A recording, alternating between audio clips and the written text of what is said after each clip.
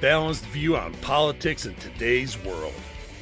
Based on facts, born of rationality, common sense, and logic, providing context on today's events. This is American Perspective with Rick Thomas. Hello, everyone, and welcome to American Perspective. I am your host, Rick.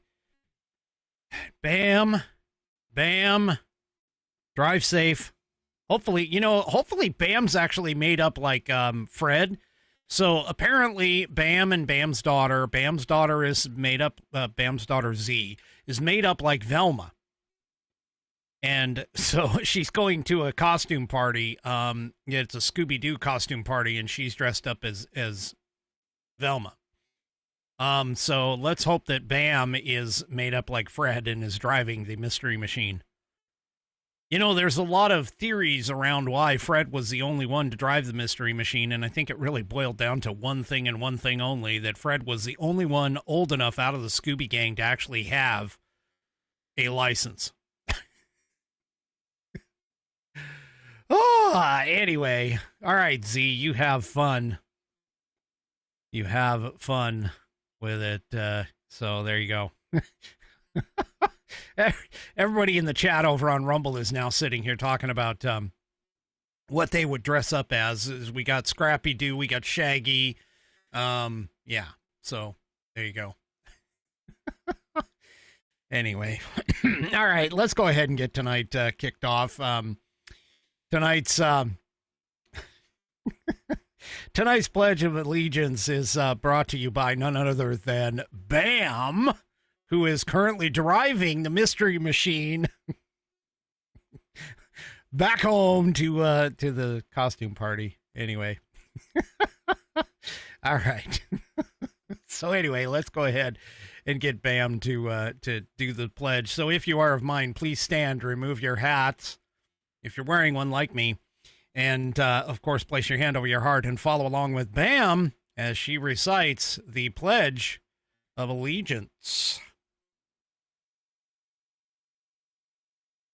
I pledge allegiance to the flag of the United States of America and to the republic for which it stands, one nation, under God, indivisible, with liberty and justice for all. And of course, we thank you, Bam, for that wonderful rendition of the pledge. Speaking about that, I need one more. I need one. I want one. I want another one. Make it hurt, Drill Sergeant. Make it hurt. No, I need another pledge. I don't like odd numbers, and right now I'm at 17. I need 18. So I need another number I need another pledge submission. So if you haven't submitted the pledge, please do so. Send it off to fans, FANS, at AmericanPerspective.online. That's fans, FANS, at AmericanPerspective.online. And I will, of course, add you to the rotation. I'm at 17 right now. I need 18. I'd actually like a round number, to get to do 20. But anyway, it would be awesome if I could get to 18. So I just need one more. Let's go. 18. Come on. I like even numbers. All right. Let's go ahead and talk about today's headline. Oh, wait. Slow down. Slow your roll, Richard. All right. We have tonight to drink Buffalo Trace. There it is, the straight Kentucky bourbon whiskey. Let's see, is this giving me? Yeah, it is giving me the weird green. Anyway, so there's Buffalo Trace, Kentucky straight bourbon whiskey, and yeah, I'm drinking it out of my fantastic gift. My fantastic gift. It takes stones to drink with whiskey glass from my wonderful Whiskey Warrior P1s that are out there in the ethosphere. And there they are. There's the stones. You got to have them to drink with whiskey. And I'm not talking about the whiskey liquid, although that is in the glass. They're talking about drinking with me because that's my nickname is whiskey. Anyway, first sip.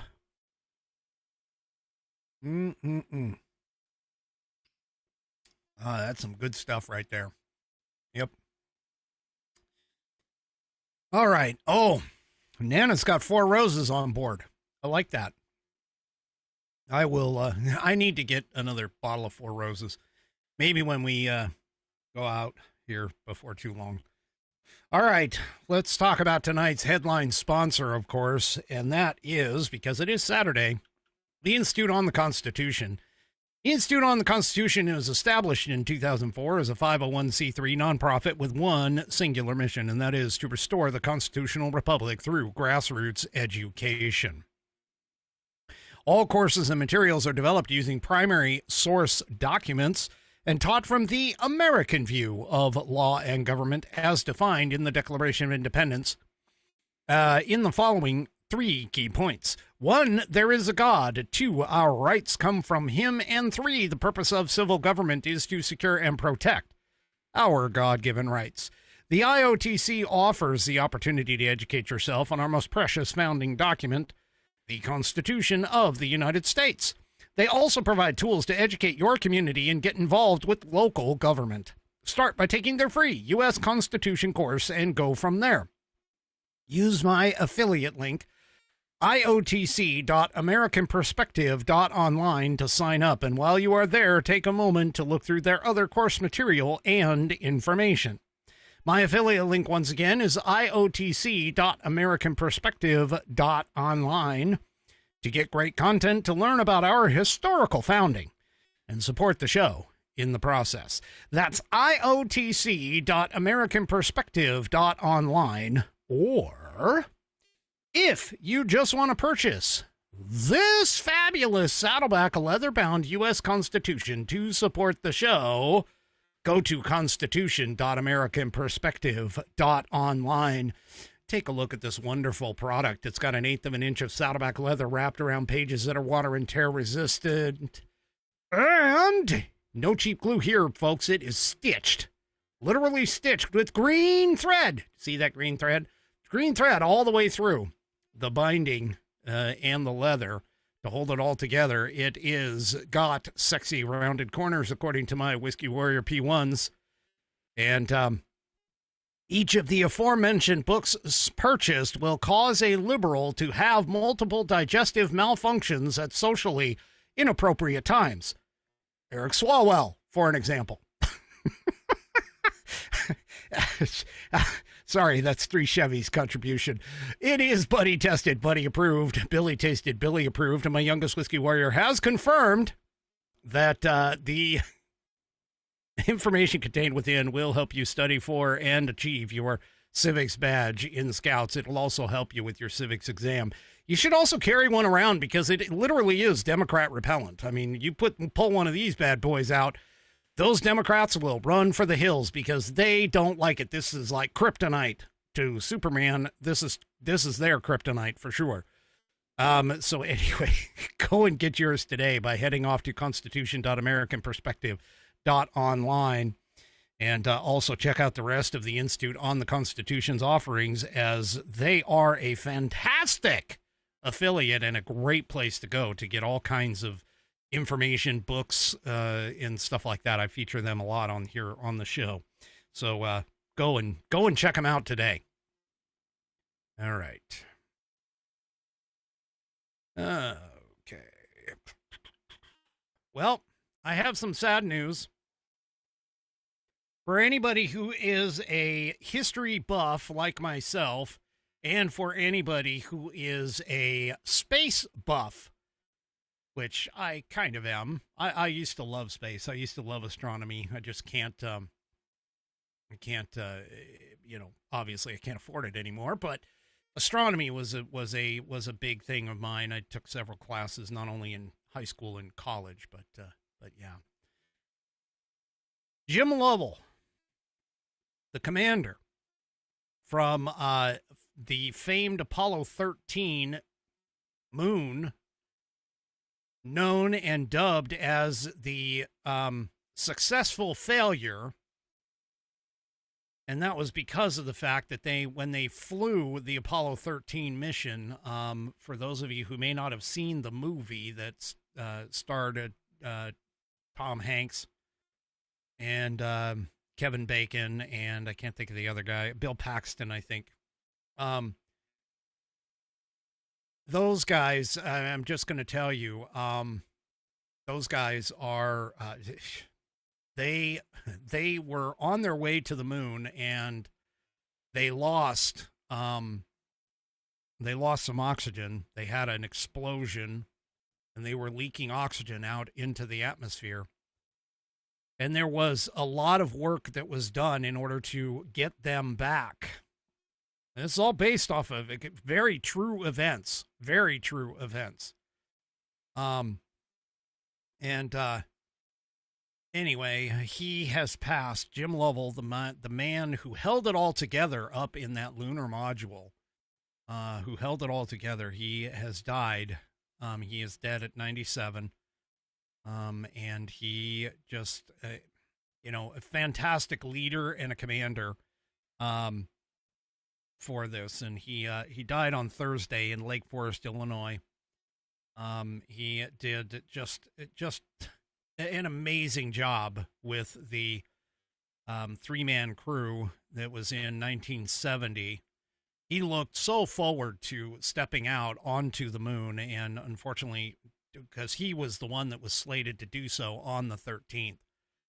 And, it unfortunately didn't happen. But anyway, they safely returned to Earth following the in-space emergency when a critical oxygen tank exploded during the Apollo 13 mission. It was intended to be the third mission, to the moon, and unfortunately he never went again. Anyway, if you get a chance, you can grab the Tom Hanks movie. Tom Hanks, again, actually it's a Ron Howard movie, but Apollo 13, 1995 movie. It's a fantastic movie, kept fairly close to the cinematic, or fairly close to the realistic and real events, I should say, and did a very realistic job in terms of them going up into space and dealing with what they had to do. But anyway, so in honor of Jim Lovell and his passing, I am going to ask for a moment of silence, although it won't be a moment of silence. It will be 1 minute of taps. So if you don't mind, please remove your hats and bow your heads, and let's just take a minute to remember Jim Lovell and his passing.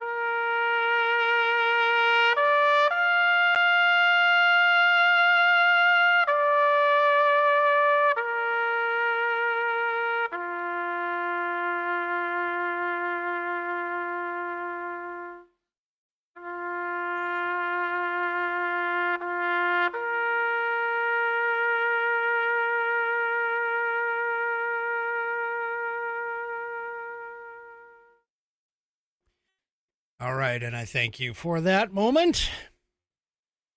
By the way, I don't know if anybody really knows, but taps that I play is exactly 1 minute long.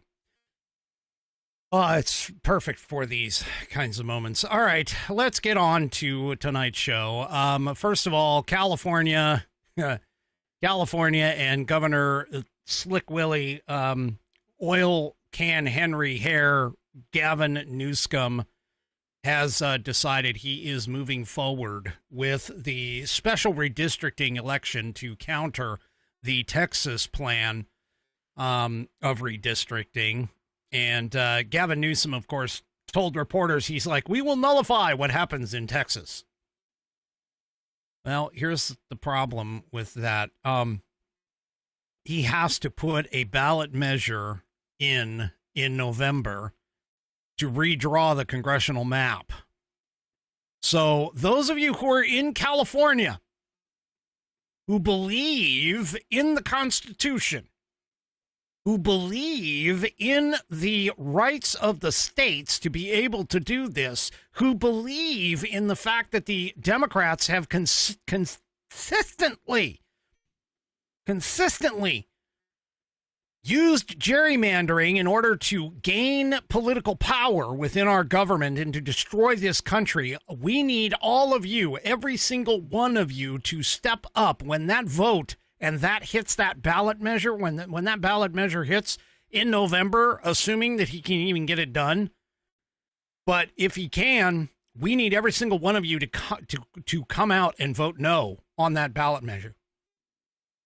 California does not need to redistrict. California has been redistricted to the point and gerrymandered to almost to the point of nothing. Think about what they're going to do with this. They are already going to take California and its very small number of Republican seats, and they are going to attempt to gerrymander them to make them Democrat seats. Now, they're not doing this in a fashion like Texas. Texas is basically just saying, hey, we're just going to redistrict to more fairly represent and create districts that actually make sense. For an example, rather than running through like 3/4 of the state, like what Illinois is doing or has done, okay, Texas is like, hey, we're going to make these things contiguous and consistent. Like, they're mostly going to be square. They're not going to be these weird rambling or whatever kind of thing, okay, across the state. So everyone who is in California, and I know that's kind of asking a lot, but everyone who is in California has got to get on the ball, start calling people, start talking to people, get 10 people, get 10 people, and then they get 10 people, and then they get 10 people, and it just goes and goes and goes. You have got to stop this literal attack that is designed to negate what Texas is doing lawfully. California is attempting to do this in such a way to make it to where Texas is null and void. Even though Texas got cheated out of 2 seats in the last census by the miscount and are now attempting to recoup that legally. So yeah, California needs to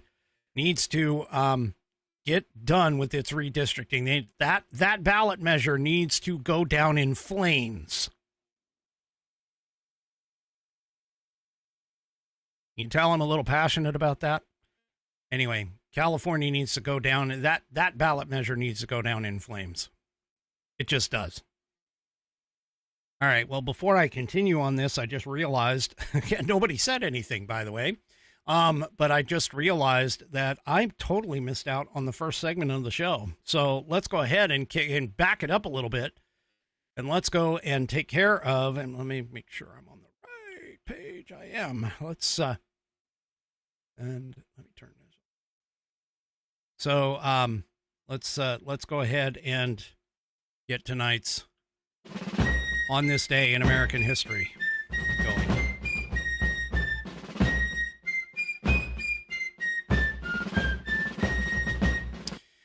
And, of course, for On This Day in American History, we read from the American Patriots Almanac, which is written by William J. Bennett and John T.E. Cribb. It is chock full of all kinds of little factoids and information about this wonderful country that we call home. So, tonight, we're going to talk, about Jesse Owens. Jesse Owens. I forgot the S. Jesse Owens at Berlin.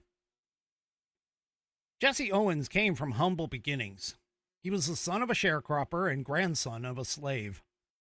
When he was a boy in Cleveland, a coach saw him running in gym class and invited him to join the track team. Jesse couldn't go to the team's after-school practices because he had a job to help support his family. So, the coach trained him in the mornings. By the time he was in college, Owens was already a star. At one track meet, in the span of 45 minutes, he broke 3 world records and tied a 4th.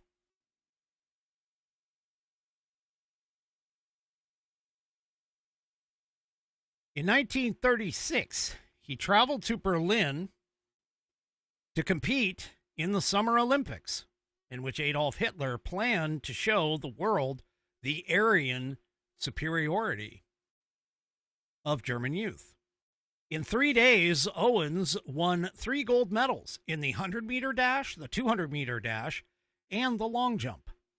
A few days later, American athletes Marty Glickman and Sam Stroller, both Jewish, were yanked from the 400-meter relay team to appease Hitler. The American coach told Owens that he and Frank Metcalf would run in their place. "I've won the races I set out to win," Owens protested. "Let Marty and Sam run." Coach insisted. And on August 9th, 1936, Owens won his 4th gold medal. Hitler, who had stopped shaking each winner's hand, was asked if he wanted to make an exception for Jesse. The Führer shouted, "Do you really think I would allow myself to be photographed shaking hands with a Negro?" But the German crowds cheered the American champion with the cry of "Owens, Owens." Well, actually, Germans would say it Owens, Owens. So, anyway.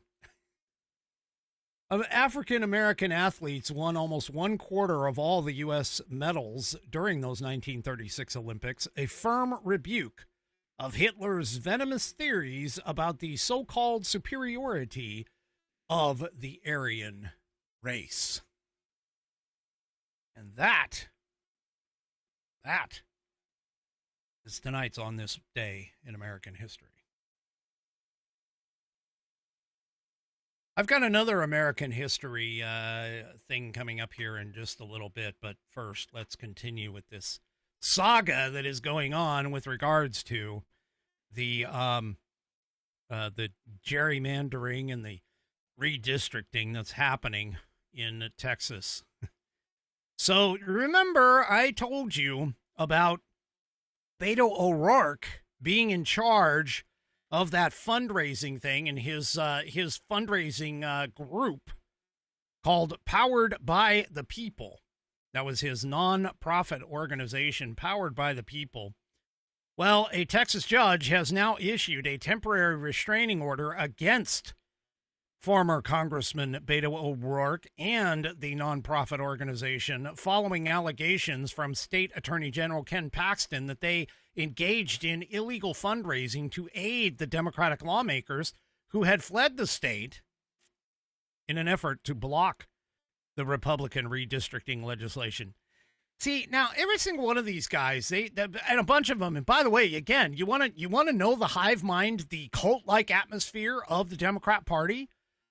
Well, these Nimrods, yes, that's a new word for me, but these Nimrods all went on X, posted the exact same thing, the exact same video, essentially, the exact same script written for the video, and they all got on there and they're like, I am standing up for the Constitution, and I am standing up for Texans, and I am No, you idiots. You're not. You want to stand up? Do your job. You want to stand up for the Constitution? Do your job. That's it. That's literally all you have to do.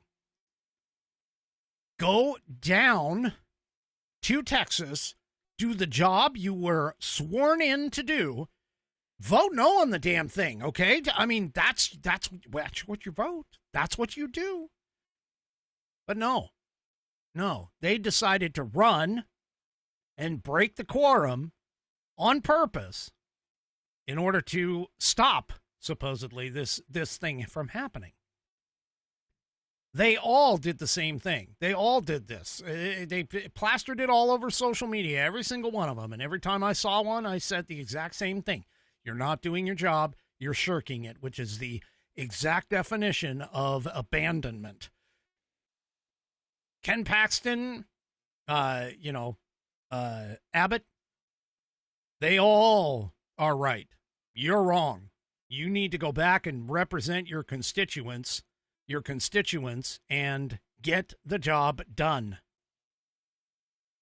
So this is good. This is actually good. The court went ahead and placed a lien also, reportedly, on Beto O'Rourke's money and property as well. So the order prohibits O'Rourke and his group from raising funds or providing financial support to the Democrats who left Texas to avoid a legislative vote on the GOP-backed redistricting maps. In her decision, the judge wrote that defendants have and will continue to engage in unlawful fundraising practices and utilization of political funds in a manner that either directly violates or causes Texas Democrat legislators to violate the law. Consumers have and continue to suffer irreparable harm through these unlawful acts because they are making political contributions that are being used to fund personal expenses and violate state law. And by the way, I've also heard that these same Democrats are also running from a vote that has to deal with supporting the flood victims. So not only are they running from the gerrymandering thing, the redistricting, I keep using the word gerrymandering, it probably isn't, but the redistricting laws and vote, but they're also running from doing their sworn duty and voting for support for the people who died in the tragic flooding not that long ago. I mean, this is this is nuts. This is nuts. And honestly, I mean, I don't blame Texas at all. I would hazard a guess that even if this doesn't go the way that the Republicans want in terms of the Texas Supreme Court is potentially going to remove these 13 people, these 13 Democrats who have ran, I'll bet you that the people will get rid of these 13 Democrats in the next election cycles, if they can remember that long. But Texas AG Ken Paxton is making a move. He's made a move. He announced yesterday that he filed a lawsuit with the Texas Supreme Court seeking to declare the seats of the 13 Democratic state legislators vacant after they fled the state. This is reported by the Gateway Pundit. Paxton said in the statement, the rogue Democrat legislators who fled the state have abandoned their duties, leaving their seats vacant. Yep, exactly. So Paxton said that the lawsuit asks the court to formally declare the lawmakers' seats empty, clearing the way for potential special elections. Paxton wrote, I have asked the Texas Supreme Court to declare what has been clear from the beginning, that the runaway members have officially vacated their offices in the Texas House. This move follows Paxton's Tuesday announcement that he would pursue legal action if the Democrats failed to return to the chamber by the Speaker's deadline at the end of the week. Which, by the way, the Speaker also has suspended their pay as well. He apparently has made some sort of a directive to where they are not getting paid for this either. As a part of all of this. And this again, this is like an exercise in futility, to be honest with you. I mean, this really is an exercise in futility because they essentially are doing this. All they're doing is blocking the quorum. They don't have the amount of votes to overturn what's coming. So this is, even if they are removed, okay, let's say they are removed and special elections are held and they get people in there who actually want to do the job. And now all of a sudden, I mean, again, even if they replace them with 13 more Democrats, it's still not going to be enough.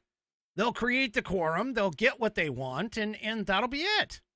It'll be done and over with. I mean, this is the kind of thing. This is the kind of thing that, seriously, I mean, it's an exercise in futility. At one point, you have to kind of just throw your hands up and say, you know what? We're done. We're just done. We're just done. And that's it. we just give up. So, yeah. So I'm being corrected, to correct the record. Apparently they are not blocking their pay. The House, Speaker of the House has basically just made it to where they have to collect their pay in person, that their direct deposits of their money have been blocked. Kind of the same thing, I mean, in a way, but yeah. So, yeah, this is this is just, this is the kind of stupidity that the left does, for this. Again, this is an exercise. This is a total exercise in stupidity on this whole thing. It's futility, realistically. And the Texas Supreme Court apparently has not indicated on whether or not it will actually hear the arguments in the case.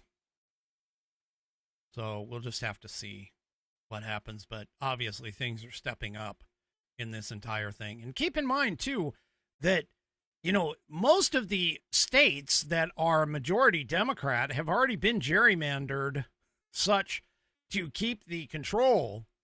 I mean, even the state of Washington, Oregon, California, Illinois, I showed you Massachusetts. Massachusetts was talking about how, we're going to we're going to redistrict ours. Well, they already have every district as a Democrat anyway, so, it's not going to do them any good. So, yeah, anyway. Yeah, we'll just have to see. We'll just have to see what happens. Well, all right. Let's take a quick break before I get to my next, and this one, actually, this is really important. To me, anyway. So let's go ahead and get this taken care of here. All right. I have a cup of coffee every morning. I have my big old 16-ounce cup that says "Father like no other" from my wonderful children. I love them very much. And if you still haven't tried 1775 coffee yet, now is your shot. 1775 starter kit just dropped. There's only a small number of units available. They're calling them 1,000, but I'm telling you, there's less than that because they've been taking things away. Anyway, in this starter kit, you'll be getting a bold dark roast that hits hard, a smooth medium roast, and you'll also get to try the Vitality Mushroom Coffee, which has clean energy and laser focus with no crash. All of these coffees have single origin, small batch, toxin-free, and are mold-free. You'll also be getting my personal favorite, the Gold Spoon Clip, because freedom is not scooped with plastic. You'll also be getting a frother that's strong enough to stir up not only your coffee, but also your mother-in-law's political opinions and other opinions that you may not really agree with. And you'll also be receiving a 1775 black tumbler. It's $170 worth of coffee and gear. And for those of you that don't know, that tumbler, by the way, is like a big, large cup of coffee. Anyway, $170 worth of coffee and gear, all yours for just $99. This is for the ones who have been watching 1775 coffee blow up on Rumble and have been wondering if it's actually worth it. Well, let me give you a little spoiler alert. it is. Go to 1775coffee.com. That's the numbers 1775, the word coffee altogether, .com/studio. That / is the question mark key on your keyboard. So 1775coffee.com /studio, STUDIO, and grab your starter kit before they are gone. Bold beans, clean fuel, and a morning routine that stands for something, just like Rumble does.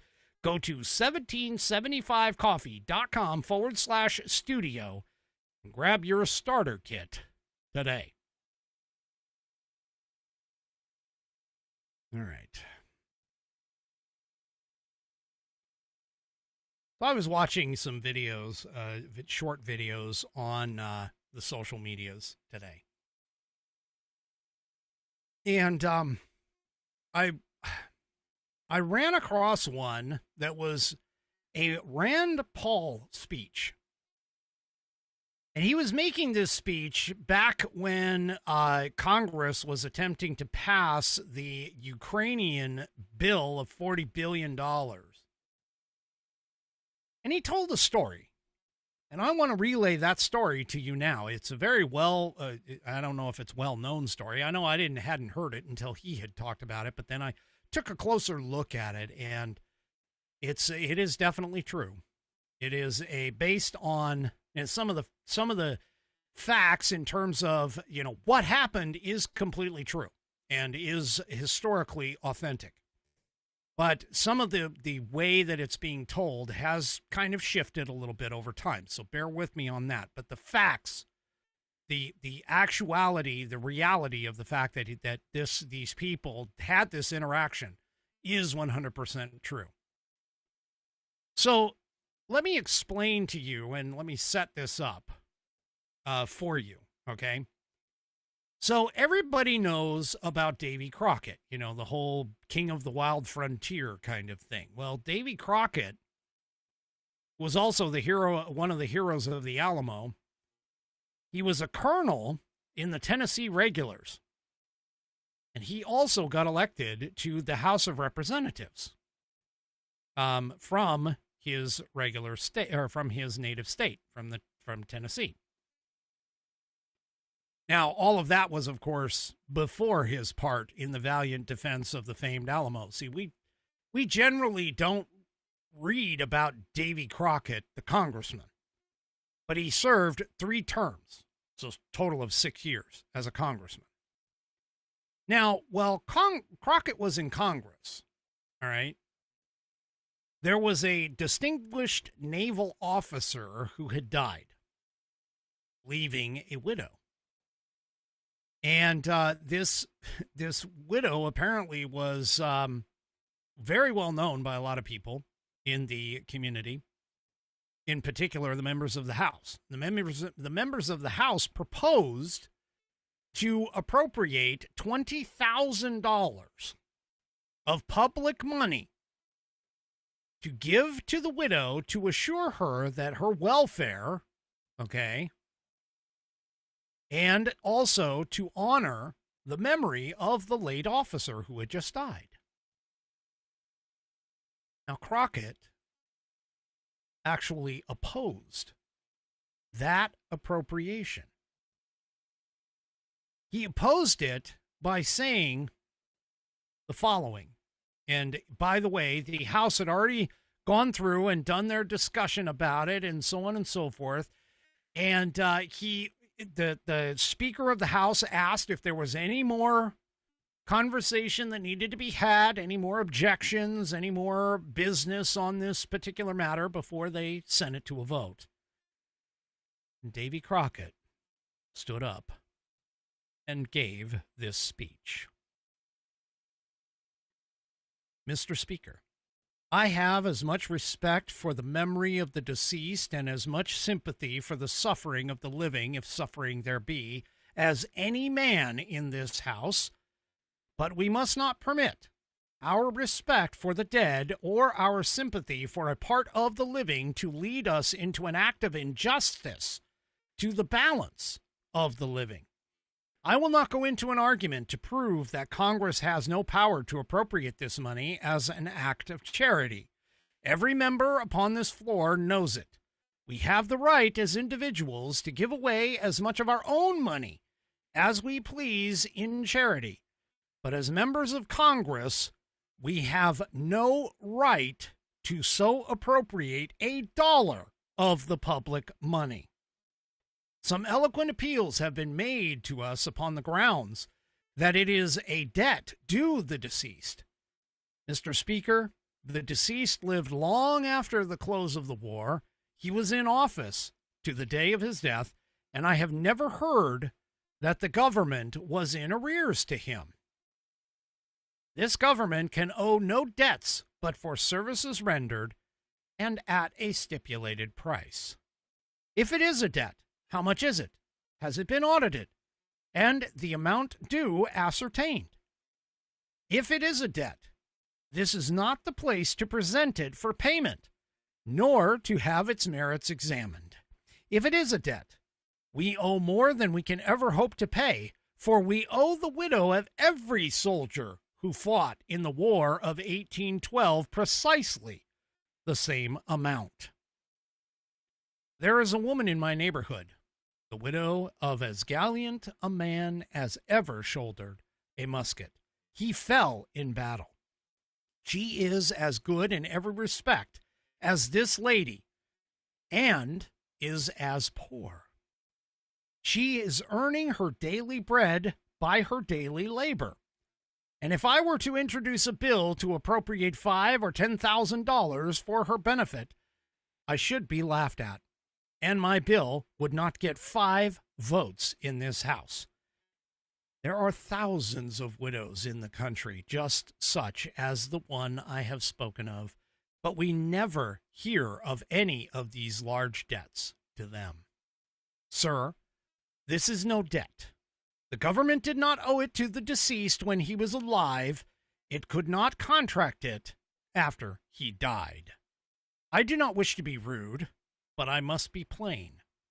Every man in this House knows it is not a debt. We cannot, without the grossest corruption, appropriate this money as the payment of a debt. We have not the semblance of authority to appropriate it as a charity. Mr. Speaker, I have said we have the right to give as much money of our own as we please. I am the poorest man on this floor. I cannot vote for this bill, but I will give 1 week's pay to the object. And if every member of Congress will do the same, it will amount to more than the bill asks. Now, after that speech, the bill was voted down. It was not passed.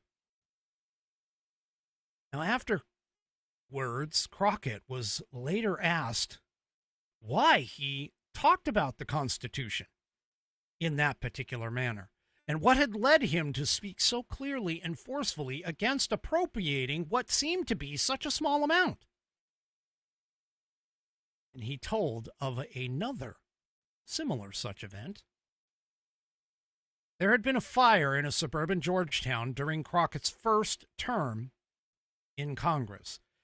He was among several congressmen who rushed to the scene, helped to fight the fire, sought shelter for the victims who were shivering on the cold night.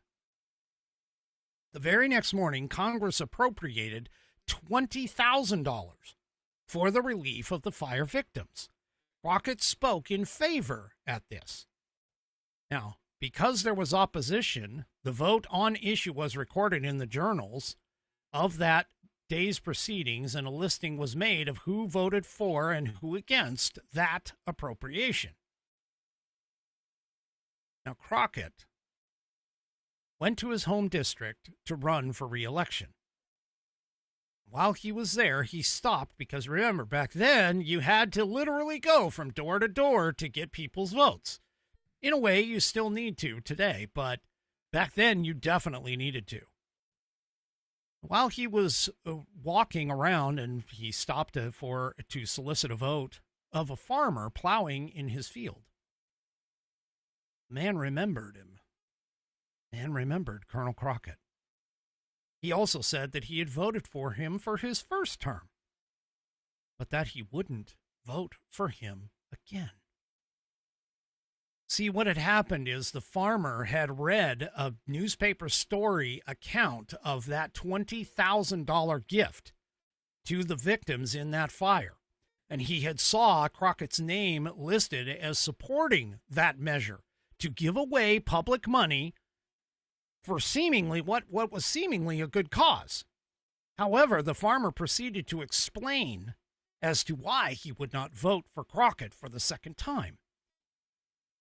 Farmer said, "The power of collecting and dispersing money at pleasure is the most dangerous power that can be trusted to man, particularly under our system of collecting revenue, which reaches every man in the country, no matter how poor he may be. And the poorer he is, the more he pays in proportion to his means. What is worse, it presses upon him without his knowledge where the weight centers, for there is not a man in the United States who could ever guess how much he pays to the government." Now, while you are contributing to relieve one, you are drawing from thousands who are even worse off than he. If you had the right to give anything, the amount was simply a matter of discretion with you, and you had as much right to give 20 million as 20,000. If you had the right to give to one, you have the right to give to all.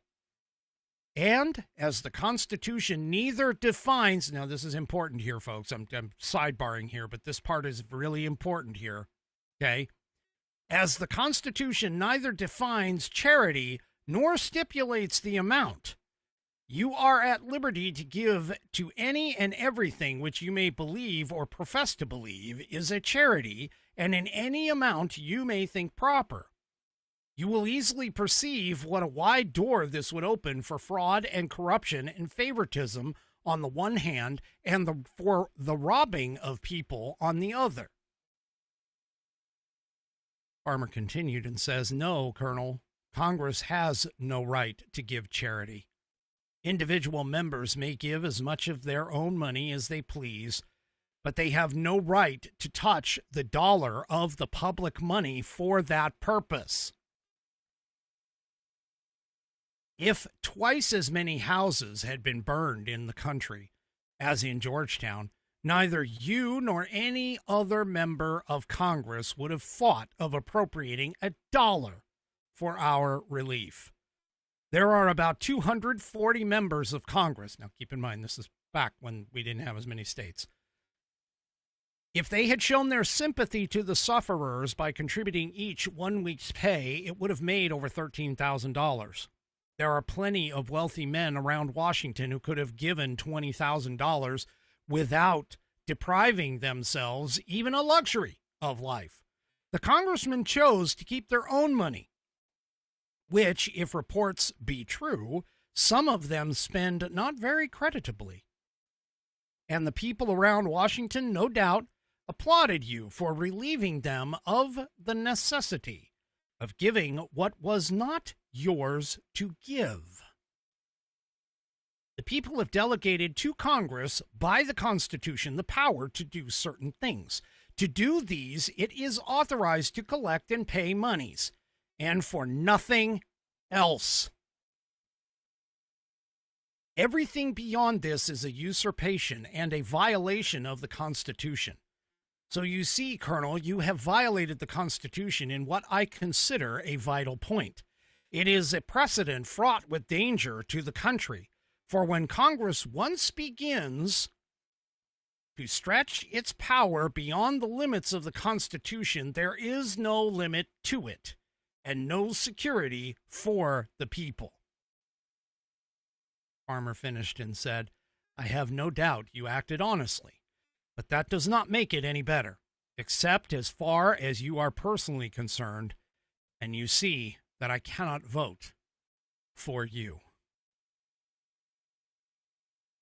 You folks, a lot of people sit there and laugh when I sit and talk about Article 1, Section 8 of the Constitution of the United States. When I sit and talk about reading the Constitution and understanding what the federal government is supposed to be able to do, and even more so than that, understanding the amendments, the 10th Amendment, which was the last amendment of the group known as the Bill of Rights, the 9th and 10th Amendment, which kind of are very similar in terms of what they say, but the 10th Amendment is much more clear about this kind of a subject. There are a lot of people who sit and laugh and talk about, you don't understand. We need to be able, the federal government needs to be able to be charitable. We need to be able to hand out monies that are collected from the people. And what this farmer has literally articulated very succinctly and clearly, in my mind, is the fact that the federal government money that it collects from the taxpayers is not to go to anything that it is not apportioned for as a part of the Constitution. The Constitution clearly does not have things in it such as health care, education, grants for science and research. It has none of those as a part of its writings. And it doesn't take much for somebody to actually read the Constitution. It's a very small document, but very incredibly important words written on those pages. It would take you less than 15 minutes to actually read the thing. From cover to cover, page by page, sentence by sentence, paragraph by paragraph. Now, whether or not you understand the Constitution is a whole nother matter, because you can lead a horse to water, but you can't make it drink. However, you need to understand the founding fathers, when they created the Constitution of the United States, it was designed to essentially do one thing and one thing only, and that is to limit the federal government's power to a certain necessary group of specific items, and that those items were, by the most part, 1/3 of those little sections that are a part of Article 1, Section 8. A full 1/3 of them are pointed toward the defense of the country from external invaders. See, all of these things that we have, where we're passing money out to different foreign governments, and we're sending out money to, battle AIDS in Africa, and we're sending out money to educate people on Sesame Street in Dubai and, the Middle East. This is not what the federal government's tax dollars were supposed to go for. The federal government's tax dollars, and by the way too, and Rand Paul was correct in as a part of this speech, because he was pointing out we're almost $37 trillion in debt. All of that money, a vast majority of that money, has come from the expansion of the Constitution and all of these social programs that have been put into place that are clearly unconstitutional. You want food stamps? That's fine. That's a state responsibility. You want Social Security? That's fine. That's a state responsibility. You want Medicare, Medicaid? That's fine. That's a state responsibility. And the only way to change that is to walk through what has been placed by the framers of the Constitution as a modification function. It's under Article 5. It's been done 27 different amendments. It's actually been done only 17 times in history. In fact, I even think it's less than that, because I think the 13th, 14th, and 15th were all passed about the same time. Same thing with the first 10, being the Bill of Rights. They were all passed at the same time. But the fact of the matter is, people, is that our federal government has grown extremely beyond the bounds and the boundaries that are enshrined in the Constitution. They are not supposed to use that money for anything other than what is for the good of the American people, for everybody in America. It was to go to things like postal roads. It was to go to things like setting up immigration and functionalities in immigration law. It was supposed to go to the Army, the Navy, the defense of the country. That is our largest and most constitutional aspect in terms of spending the taxpayer dollars. It is supposed to go to those functions. It's not even supposed to go to functions that were created later, like the FBI, the DEA. But those functions could be classified as defending the country, at least the DEA is. But still, there are so many different programs, things like funding Corporation for Public Broadcasting. That's not a function of the federal government. That is not a part of the Constitution. It is so important for people today to actually read the document, read the Constitution of the United States. I sell them on this program. You can go and get one and read it in 15 minutes. Yes, it's written in script and cursive, and I know that a lot of people nowadays have a hard time reading script and cursive, but you can find it online. You can even get it for free. You can go to congress.gov and they have a typewritten copy of it. It doesn't take long to read it. But the problem is you have to adhere yourself to the principles and the values and the purposes of that document in order to be able to move forward with what the federal government is supposed to do. Now, I've been accused of backing President Trump more often than I am standing opposite of him.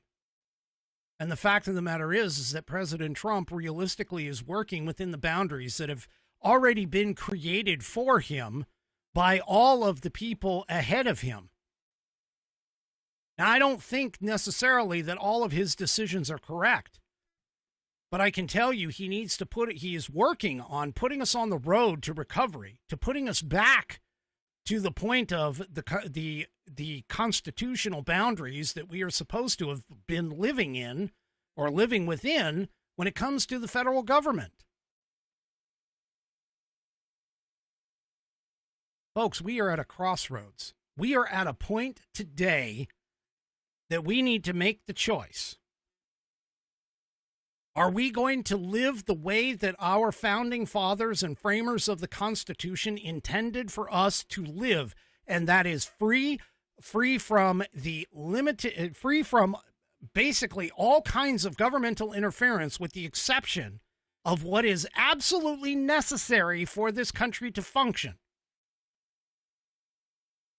Or are we going to live under the totalitarian rule of some amount of people, 3,000 tyrants who live on the opposite side of the country from me? They live nearer to a lot more people than I do. But are we going to sacrifice and give to them those? And I'm talking about both parties, because both parties they basically have done the exact same thing. They have all done it. They take their little pork-filled projects and they put them in and they add them to all of these bills. And you see, okay, I'll get you. You know what? I will get corn subsidies from Ohio, and maybe I'll get solar subsidies for Arizona, or, whatever. Those subsidies are illegal anyway. They are unconstitutional. That's not what the federal public money is supposed to go to. Our taxpayer dollars are supposed to fund the government in its thinnest and most cut down form. Only what is necessary for what is to be done on a nationwide basis. This is not something that you're supposed to be able to go off to the government and say, hey, I want to study, whether or not cocaine actually makes rats more promiscuous. I want to study that. And so I need, $50,000 for this. It's not for the idea that you can go and decide to find out whether or not, nose rings make you more likely to appreciate socialism. I saw an article about that. There was some study, and I'm sure it was government funded.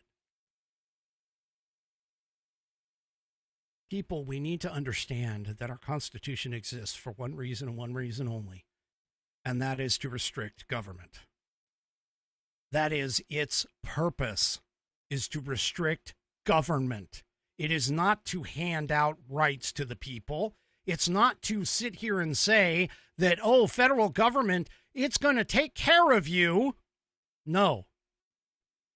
The federal government is supposed to be minimalistic in your life. Only what is necessary and what is right. In this case, the vast majority of its function is to make sure that we are not invaded by other foreign entities. That's it. That's its primary purpose and primary function. All of this extraneous crap that it talks about is not the right of the federal government. And this is part of the reason why I keep saying the 10th Amendment is one of the least used amendments in all of them. And it needs to be one of the most used. Because just about everything that the federal government is doing to you today is unconstitutional. Period. Full stop. And it took a farmer out in Tennessee who apparently was somewhat educated. I mean, he was able to clearly articulate the problem to Davy Crockett. But we need more farmers of today to all stand up in one voice and say enough.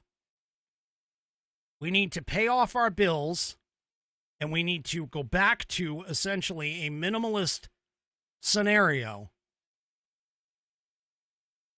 We need to go back to a minimalist scenario when it comes to the federal government. You want to lower taxes? That's the way to do it. Get rid of all the extraneous crap that the federal government has been doing over and over and over again. Chuck Schumer was complaining about the fact that Scott Bessent, who was taken a little bit out of context, was talking about privatizing Social Security. And I understand Social Security is one of those feel-good kind of things that a lot of people today are dependent upon. And we need to find a way to extricate ourselves from that dependency, because it is an unconstitutional program that never should have been put in place. We need to find a way to extricate ourselves from things like national health care. The Affordable Care Act, we need to extricate ourselves from that, because if anything history has shown us is totally clear, the federal government cannot do what private entities can do much more efficiently and much better than the federal government ever can. That was a principle that Ronald Reagan understood. It's a principle that just about anybody with any kind of common sense, Milton Friedman, said the same thing. Get government out of what it is not constitutionally mandated to do. And that is why the money that taxpayers hand over to you, Congress people, is not yours to give. That is money that we, the taxpayers, have passed to you for the purposes of running the federal government.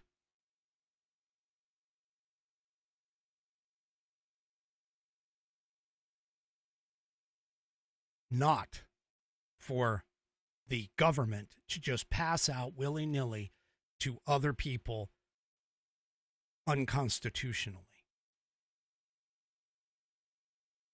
That funding is not yours to give, Congress. That money is not yours. It is the American people's. It is to go to the fundamental functions of government as outlined in the United States Constitution, specifically under Article 1, Section 8. Otherwise, it falls to the 10th Amendment and should be a state or people function.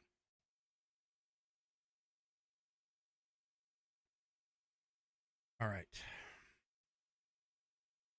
Take a drink.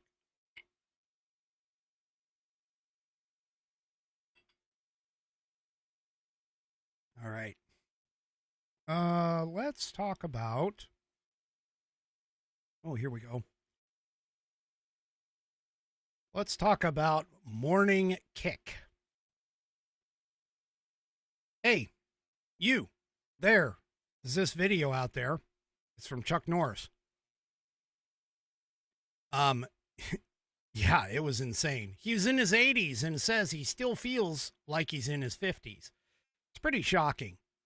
He had some pretty cool tips in there, too, on what he's doing, including these 3 foods that he avoids like the plague. He explained all of the things he was doing, and it was super simple. They're so easy, and you can do them right now at home. When I first saw this, I knew I had to share this with you all, since what happened to Chuck could also happen for you, too.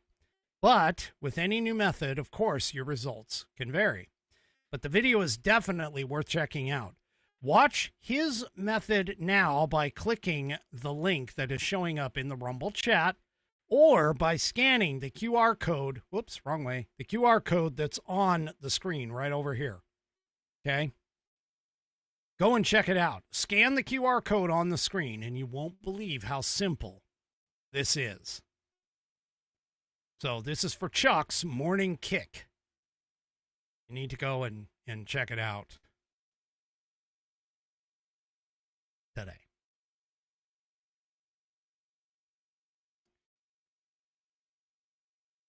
Well, in response to, and this is part of the reason this just couples right along with that whole diatribe that I just gave you about the spending of Congress's money. Apparently, you remember that Inflation Reducing Act? The Inflation Producing Act is what I call it. That was passed by the last administration. Well, I won't say all, but much of the money that was, supposed to go to our infrastructure, to go to inflation reduction, to add to, the green energies and all of these other things. Well, guess what? It apparently has not really been spent. It's been allocated.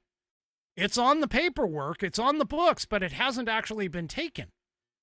And every time one of these leftists get on, the socials and they start talking about, oh my gosh, all this money is being taken away from, whatever, What you need to understand, folks, is first of all, that stuff shouldn't have been, it's not, most of that is not constitutional anyway.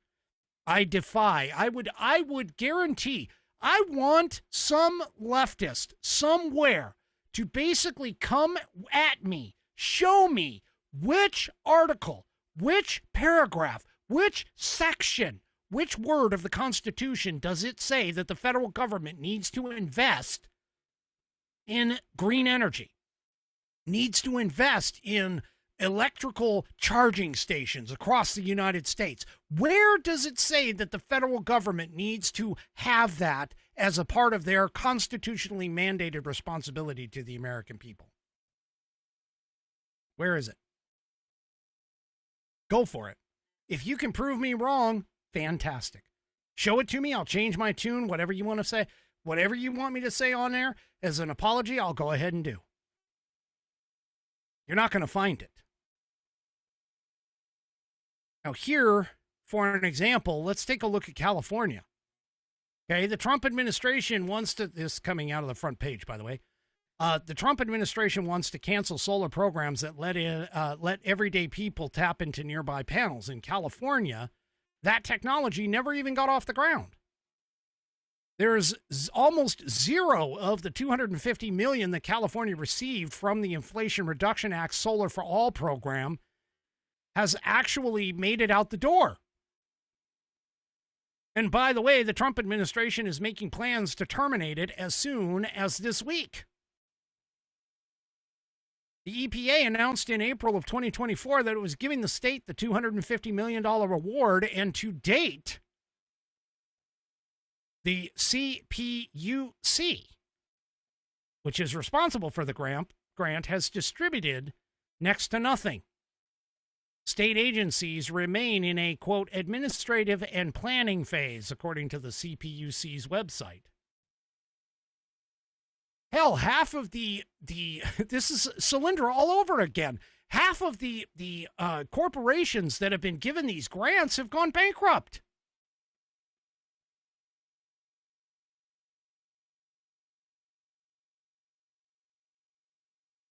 I mean, this is ridiculous, people. This is not what the federal government should be doing.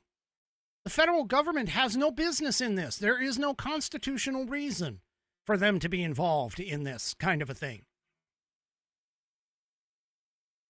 This is totally ridiculous. There's a lot of green energies that have been funded, and have been allocated, but none of the money has been spent. And the left keeps complaining about this whole thing like, oh my gosh, they're taking money away. No, it hasn't even left yet. It's a freaking typewritten paper on a piece of paper somewhere that all you have to do is erase it and it's gone. Talk about that boondoggle of a train. Also, that one that was supposed to deliver, high-speed rail from, I don't know, I think it was San Francisco to L.A. or whatever. I don't even remember what the tracks were supposed to do. The thing's already over budget. Hardly laid an ounce of track. This is what I'm talking about. The governments, even the state governments, are run so poorly that they can't even get major projects off the ground. And the reason being is literally because of Milton Friedman's ideas. Milton Friedman basically said, when you have a third-party payer system, you are neither the payer, nor do you care about the quality of whatever money you're getting or whatever service you're getting, because it's not your money. And that's exactly what the federal government and state governments actually do. They pull the taxes from you. It's not their money. They don't give a crap. And so they hand it out, and this is exactly, again, going back to the Davy Crockett story. This is exactly what the guy's talking about. You're pulling money from everybody. Even the poorest among us, you're pulling that money and you're handing it over to somebody else who you decide, for whatever reason, deem more worthy than anyone else. When in actuality, that money was supposed to be going toward the entire public good, everywhere. And you don't do it. You don't get anywhere. I mean, think about, Pete Buttigieg's whole thing of like, hey, we're going to put in 550 charging stations all across the U.S. I think maybe 8 were built. The rest were all just in planning. Folks, the least efficient and least effective form of anything is government. And constitutionally, the federal government shouldn't even be involved in 3/4 of the stuff that it's involved in. Period. Anyway, let's move over to the international desk. So Trump is meeting with Putin reportedly on August 15th in Alaska. And he's supposed to meet with Russian President Vladimir Putin to discuss bringing the war in Ukraine to a close. Now, reportedly, the reason why this is going on is because of some of the tariffs and the sanctions and everything else that Trump has announced and been putting on countries that do work with Russia. In particular, one of them, India, just recently done. But apparently they've I don't know why, but they have decided to meet in Alaska somewhere. He announced on Truth yesterday, Truth Social, with regards to being there next Friday, August 15th. So yeah. Now, something that has been tossed around, and by the way, the Kremlin also said on Thursday that Putin would meet with Trump in the coming days, after which Putin suggested that the talks would originally be held in the United Arab Emirates. So, anyway, the point is, and by the way, this was coming on the heels of the peace deal that was just made between Armenia and Azerbaijan, which Trump also has been put in for the Nobel Peace Prize for that one, as well as the Cambodia war stoppage and things of that nature. But, yeah.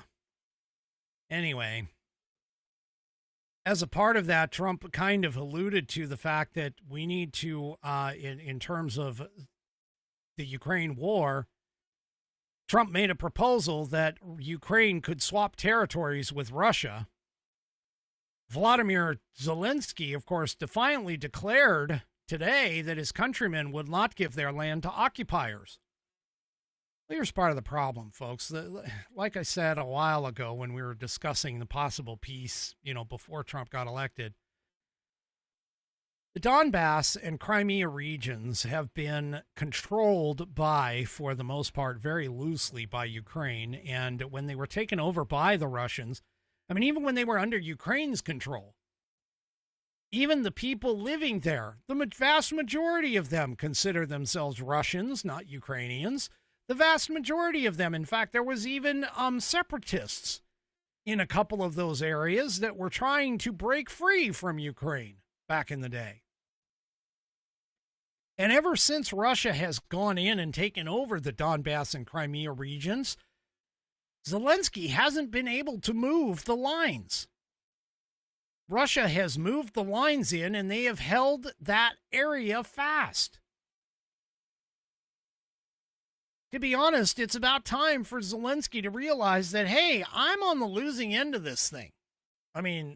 Realistically, I haven't been able to retake any property that was taken from us. They've kind of kept us there. And, so Zelensky said in a message on Telegram on early Saturday, the answer to Ukraine's territorial question is already in the Constitution of Ukraine. No one will, and no one can deviate from it. Ukrainians will not give their land to the occupier. So he's still thinking that he's got an opportunity. Folks, it's over. Let's just face it. It's over. So Friday at the White House, Trump suggested that there have been talks about Russia and Ukraine potentially swapping territory as part of a ceasefire deal. He says there will be some swapping of territories to the betterment of both, and we'll be talking about that later or tomorrow or whatever. Now, a White House official also said that Friday the Russians have provided a list of demands for a potential ceasefire in the war, and that the U.S. is trying to get buy-in from the Ukrainians and the European allies. But Zelensky, in his message, said that any decision taken without Ukraine were decisions against peace, adding that they will not achieve anything. There's a little bit of a problem here, folks. A little bit of a problem with this whole situation. And that is the Ukrainians, they don't seem to support this war as much as they used to. According to a poll that was taken by Gallup, 69% of Ukrainians say that their country should seek to negotiate an ending to the war as soon as possible. Now, this has changed since 2022, and here I'll show you the graph of the change. Give me a second here. So there's the graph right here of the change. And you can see back in 2022, which is on the left side of this chart, the green line is the percentage of Ukrainians that say that they say that they should continue to fight to win the war. The dashed blue line is the Ukrainians who say that they should seek to negotiate an ending. And you can see a swap was made sometime between 2023 and 2024 in terms of that line. And as of right now, 69% of Ukrainians are now saying that, hey, we need to negotiate the end of this. And 24 are saying that that Ukrainians should keep going. 24%. 7% didn't even bother answering or were, undecided. Said they didn't know. Folks, this doesn't bode well. As we know here in the U.S., whenever you have the public response, just take a look at frickin' Vietnam, for an example. I mean, just take a look at Vietnam. Public support for that war waned quickly. And even though it wasn't an actual declared war, it was more of a police action. Public support is a huge part of all of this. Because let's face it, if there were elections, fair elections that were being done in Ukraine during this time, because remember, Zelensky paused because of the war, paused elections. But if there actually were elections for this, I guarantee you would find some of the politicians who would be saying, okay, it's time for us to end the war, to stop the war. They would get voted in and the other people would get voted out. The public in Ukraine does not support this anymore. And realistically, I don't think the Europeans are really all that interested in supporting this anymore. Nothing has changed over there in terms of the lines for quite some time. They've been passing, bombings back and forth in terms of the cities that are well behind the lines, but the front lines themselves have not changed very much. It's realistically time to come to the negotiation table and say, okay, let's see if we can negotiate a truce and a peace at this point. And anyone that continues trying this is going up against public opinion. The Ukrainians are losing the appetite for this war. Their recruitment numbers are extremely low. There's reports of even the average age of the men and women, I think, potentially, that are fighting within the war has risen since the war has started. That many of the young men that were conscripted have been killed during this. And so the average age has increased of the Ukrainian troops. This war is not going well for Ukraine. Granted, it's not the best showing for Russia either, but at best, they've gone and taken over land and have been able to hang on to it. Because, again, the front lines haven't really changed. And while both sides tend to want to continue, somebody somewhere is going to make the decision, and it's going to probably be the public and the Europeans and the Americans, that, hey, you guys, it's time for you to quit. You guys need to stop.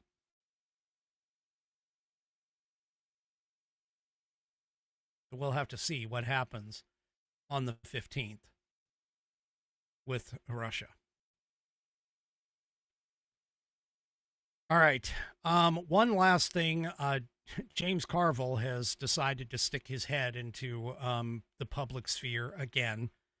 You know, this guy should just retire. But apparently he is, for those of you that don't know who James Carville is a Democrat strategist, very vocal about certain things. And he's got a podcast called The Politics War Room. And apparently on it, he suggested that the Democrats need to, quote unquote, save democracy by winning the White House, the Senate, the House of Representatives. And then, once they have that, they need to open up Pandora's box and execute a bunch of controversial power grabs. Oh, this is no surprise. This is literally no surprise. And he basically is once again calling for adding states like Puerto Rico and the District of Columbia as states. And he wants to expand the Supreme Court from 9 to 13 members. These guys, they just sit there. I mean, all of these people, they keep doing the same thing. If you can't see that the Democrats are attempting to basically try and usurp the Constitution, usurp the equality of power between the two parties and actually the people of this country, and put themselves into a perpetual power state and become totalitarians, they literally are exactly what they claim Trump is going to be. And it's ridiculous. These people need to stop. These people need to go away. The Mamdanis of the world, they need to go away. We need to get back to the idea, again, of the Constitution being the very foundation of our government and stay within that constitutional boundaries and allow the federal government to only do what it is allowed to do by the Constitution. That's pretty much what we have to do. But don't be surprised, and definitely don't think that this guy Carville and the rest of these leftist lunatics are going to go away anytime soon. They're not. They're not going to go away. And they're going to keep trying for the power grab every single time. And that's why we as Americans, and definitely ones that are strict constitutionalists, we need to be able to understand and actually, in kind of a bad frame of a word, regurgitate the Constitution so that they need to understand that, hey, we mean business. This is where you're supposed to live. And you can't do it outside of that. And the only way to do that is to learn the Constitution. Read it. Get one. Read it. Carry it with you if you have to. Take time to read it. It's a short read, I'm telling you. I think your eyes will be completely opened in terms of what the government is allowed to do and what it's not allowed to do. Because again, the Constitution was written for one purpose and one purpose only, and that is to put the shackles and chains of restraint on the federal government. That's what it's supposed to do. Basically telling the people that this is what you are allowing the government to do. Nothing else. Nothing more. And that's it. All right, folks, that is it for me for this evening. Do me a favor, if you haven't already, head on over to rumble.com, get yourself an account. It is free. And once you are signed up and signed in, make sure that you search up the American Perspective channel, where you can hit that green follow button to get notified every time that I go live. Also, too, don't forget to hit those thumbs up or thumbs downs across all of my platforms, whether it's X, Facebook, YouTube, and, of course, the aforementioned Rumble. We will see you on Monday, 5 p.m. Pacific, 8 p.m. Eastern Time, right here on American Perspective. Have a great rest of your weekend, and good night, everybody.